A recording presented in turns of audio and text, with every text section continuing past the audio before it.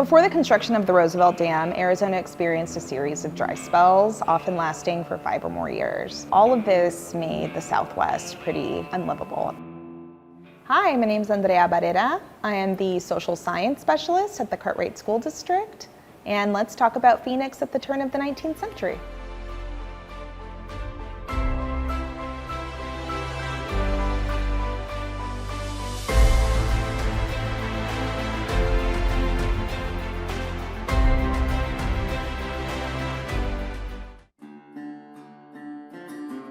Despite the formidable challenges of establishing an agricultural empire in the southwestern desert, Phoenix would enjoy great advancements in the areas of industry, transportation, education, and philanthropy that would set the stage for its transition into a monumental 20th century. But first, they had to deal with the drought. These droughts ended up threatening the livelihoods of people that lived in the area, especially their agriculture and their livestock. This all changed in 1906 with the construction of the Roosevelt Dam. In 1903, the Roosevelt Dam was authorized as the first major irrigation project under the brand new United States Reclamation Service. This new federal department was designed to help in the settlement of the Desert West. When completed, the Roosevelt Dam was the largest masonry dam in the world and a showpiece for the new agency.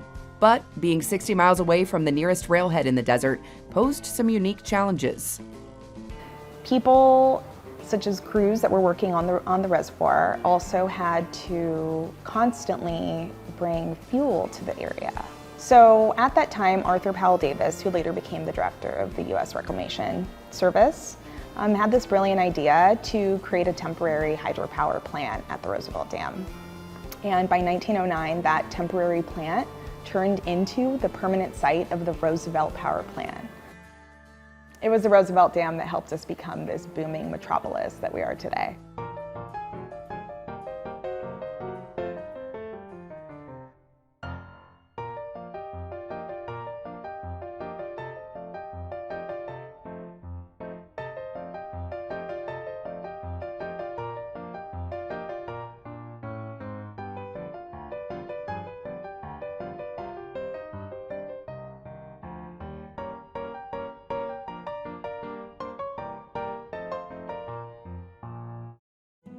In 1887, Phoenix granted a business franchise to M.E. Collins and General Moses Sherman to develop mule and horse-drawn streetcars, primarily to boost Sherman's real estate business.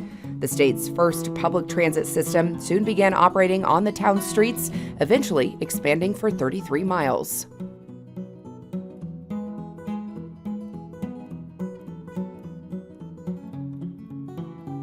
The horse-drawn cars were then replaced in 1893 by electric streetcars. And so this system was continued to be in use up until the 1940s when automobiles came around.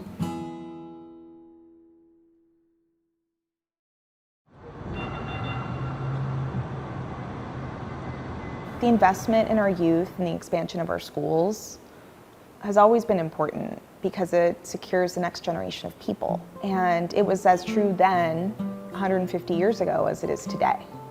In 1871, 20 students filled a room in downtown Phoenix, and thus school was officially in session. There were 240 people living in Phoenix at the time. In 1873, an adobe schoolhouse was built.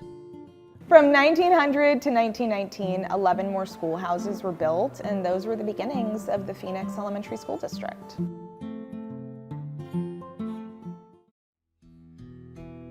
In the late 1800s, the federal government had a policy of assimilating Native Americans into Western European culture.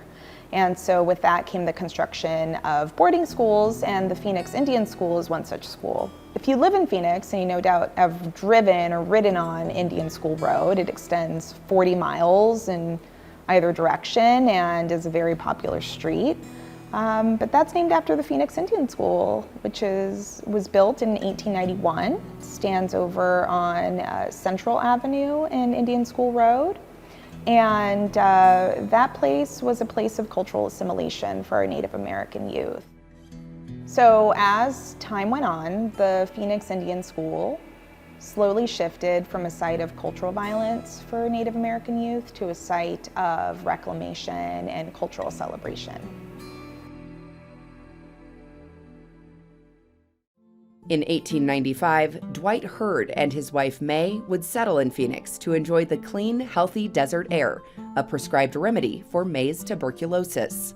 Dwight Hurd was a major influence. He was a merchant and a businessman who opened several enterprises. He was responsible for huge cotton farms, citrus farms, employing many people in the area. He also started the Central Arizona Land Company, which was responsible for a lot of the development in Central and North Phoenix. As philanthropists, they cared a lot about the arts. They opened this amazing Hurd Museum that we're sitting in right now to honor the stories and the cultures of the Native American people of Arizona. And he also started the Arizona Republican, which is still in circulation today, and we all know it as the Arizona Republic. And that's how the turn of the 19th century left its stamp on Phoenix. How will you?